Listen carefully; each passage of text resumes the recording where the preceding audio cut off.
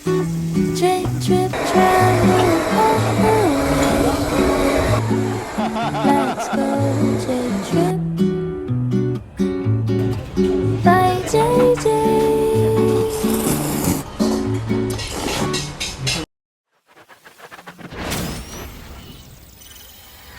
J-Trip by JJ. Hey, what's up mga ka-trip? It's JJ. Good morning from Osaka, Japan. And first of all, salamat sa Diyos sa pagkakataon na meron po tayo. And for today's video, we are going to visit one of the oldest restaurant po dito sa Osaka, Japan. Particular po ng ramen restaurant dito, like a 40-year-old restaurant. I-try natin yung kanilang famous na ramen, soy sauce ramen. And for the highlight of this video, we are going to visit Mr. Toyo. He is one of the star sa street food sa Netflix, mga ka-trip. Ayan. And we are going to try his specialty sa fire torching ng tuna grilled, and I'm so excited for this trip. So ano pang hinihintay nyo? Let's food trip.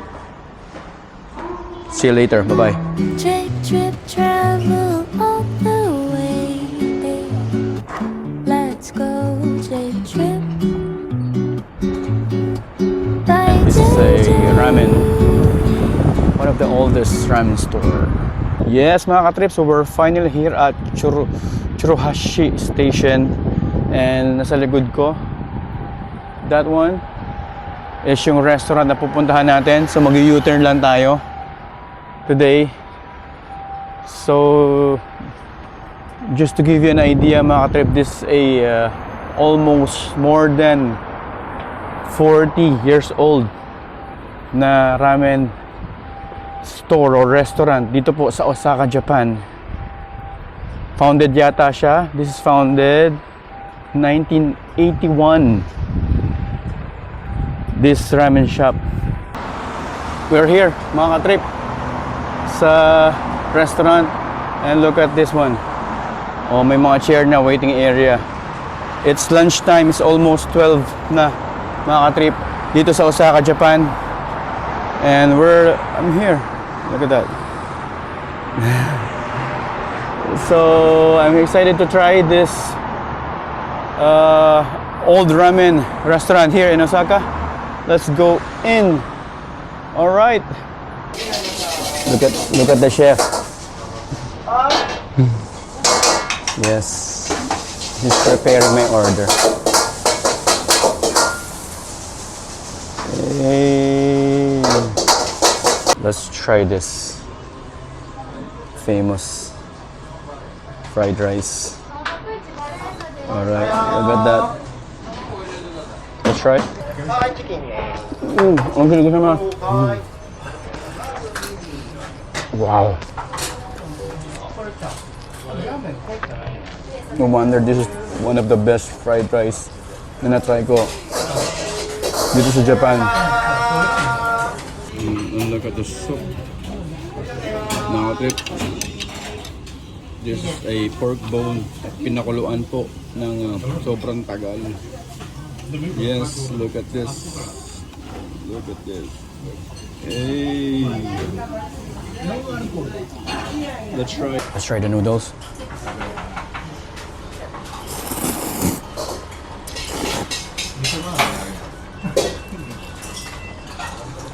Wow! Lasang-lasa mo yung sabaw dun sa noodles. Parang nahigop niya na absorb na lahat ng bone, yung soup. So good, mga ka-trip. You're going to love this, mga ka-trip. You should visit this area. You should visit this place. Hindi ko alam yung pangalan ng chef, pero the best. He's the chef. Yeah. He's the famous, the very good chef here in Osaka. That's nice. For the last part, pag narito ka sa Japan, dahil nga, pagkakain ka na ramen, is this one.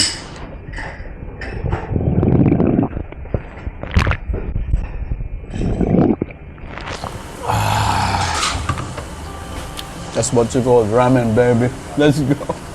Thank you so much. I'm from Philippines, but I work in Hong Kong. Oh, Yeah. We are done here. Hey. That is history, mga katrip. I'm eating in one of the oldest ramen restaurant here in Osaka, Japan. And the chef are friendly, the waiters are friendly. Gusto ko mag-tip, mga katrip, kaso siyempre bawal mag-tip dito po sa Japan dahil sa kultura nila. Kaya pupusuan ko na lang po kayo sa chef. Shoutout doon sa chef. Hindi ko na alam yung pangalan, pero yung gusto yung puntahan nasa description section ko po. Yung link para kung paano yung siya puntahan, mga katrip. Alright, so next stop naman tayo. J trip travel all the way. Let's go J trip First, very by JJ. Yeah, so before we go to our last food trip for today, syempre, bago natin bisitahin si Mr. Izakaya Toyo. Dahil sobrang daming kinain natin ng noodles kanina. Ang dami noon, ako lang kumain. Coffee break muna tayo, panunaw. Medyo pababa tayo ng konti para may lakas tayo or maraming tayong makain mamaya. That's my coffee break for today. Yeah, look at this.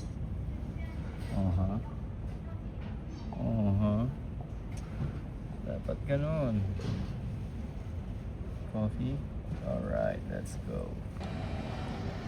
Yeah.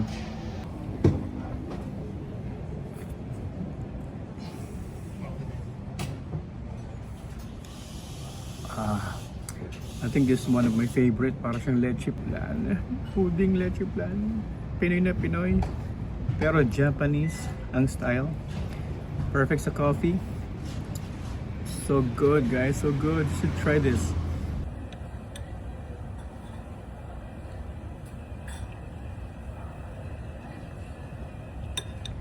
Yes, we are finally here sa ating second stop, ang ating main vlog for today dito sa Kyobashi, kung saan hahanapin natin ngayon si Chef Izakaya Toyo. At papunta na kami ngayon doon. And tingnan natin kung mahabang pila, kung gaano yung kasikat, at kung siyempre masarap ba yung kanyang ino-offer na grilled fire tuna. Let's find out. Let's go. J trip travel all the way. Let's go J trip Ayun na, mga katrip. Yun. by JJ. Grabe, nakikita ko na yung end of the line, yung pila. Yes, mga katrip. So, just to give a short story kay Mr. Izakaya Toyo. Unang-una, pinuntahan siya ng sikat na vlogger na si Mark Waynes. Mark Waynes, yeah. And then, panood ko rin yung story niya sa Netflix na siyempre, laki sa hirap, na ulila ng ina at lumaban. At ngayon, meron siyang sariling business na pinipilahan ngayon. Kaya, eto na, nasa dulo na tayo ng pila. And I can't wait to taste Mr. Toyo's specialty grilled tuna, baby. Let's go! Woohoo! J trip travel all the way. Let's go J trip by JJ. Sunod tayo ng pila. Okay lang kahit pumila. It's a little cold. Medyo malamig, kaya okay lang pumila. Worth kasi Nakaka-excite, nakaka-starstruck. Nakaka-starstruck makita si Mr. Toyo. So, pila. Okay lang kahit maghintay. Basta huwag maubusan. J trip travel all the way. Look at the place, guys. Let's Sipag talaga yun. Kaya naghuhugas ng plato. J trip Kaya nag-aayos. Kaya nagluluto. ぬくいお皿冷たいお皿ぬくい中皿 Ito lang siya, oh. Ito ang mga tumutulong sa kanya. Sabi niya sa series, mga anak niya, tinuturing niya ng mga anak itong mga ito. J trip Ano? Ito harap. hey, let's go J trip People are watching. by JJ.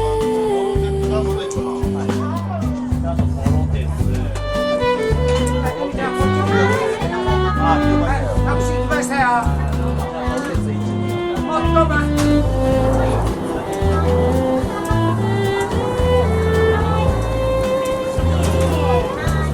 Yun na.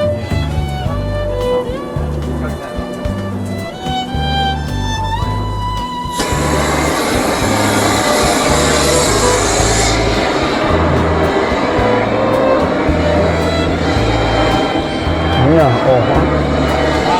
Yun na, yun na.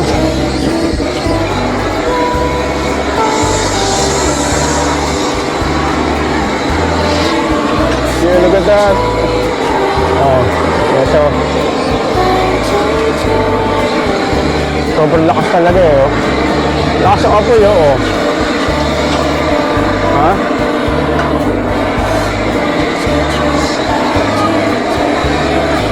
Oh.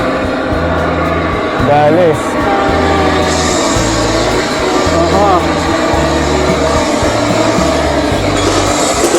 Yan ang kamay, oh.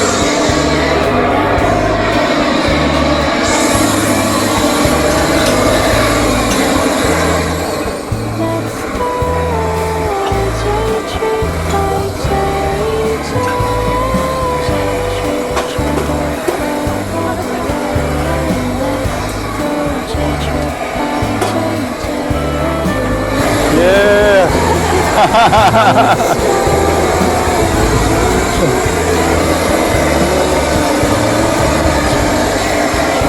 Thank you next time Hey!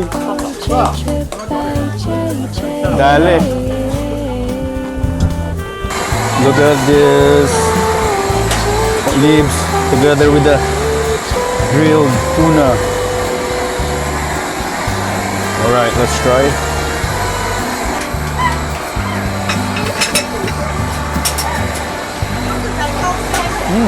Good.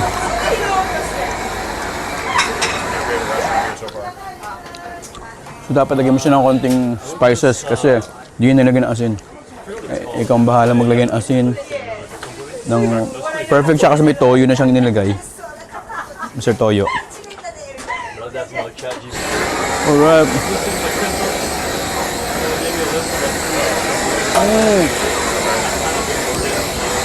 So good.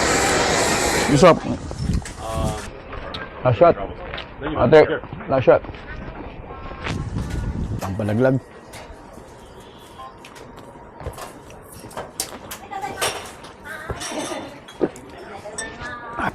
Arigatou gozaimasu. Thanks so much. Just like this. I'm happy. Alright, let's go. It's okay. Kajabu. Thank you. Bye-bye. Bye-bye. So yeah. Finally, dream come true. Nakita ko na lang in person si Mr. Izakaya Toyo. Maliit lang siya, siguro mga nasa 4 feet something lang. Maliit lang, pero grabe napaka-busy. But the food itself, for me, it's 10 out of 10. Mga ka-trip, kung pupunta kayo ng Osaka, punta kayo dito sa Kyobashi Metro Station. Madali lang. Paglabas nyo, may nasa screen nyo po kung paano. Puntahan nyo po. and try his specialty food. Grabe, sobrang sarap. Enjoy ka. And sobrang simple lang yung setup. And yung total nung kinain natin sa around 3,000 yen. Not bad. So, syempre for the experience, dahil starstruck ka, parang may artista kang pinapanood habang kumakain. Kaya sulit na sulit yung ating trip dito at yung food trip. Hanggang dyan po yung ating video for today. I hope nagustuhan po ninyo. If you like the video, put a thumbs up. At kung di pa po kayo nakapag-subscribe sa akin channel, please do subscribe. And also follow my Facebook page and TikTok mula rito sa Kyobashi, Osaka, Japan. Once again, this is JJ. Till next time, peace and share the love. Bye-bye! J-Trip by JJ.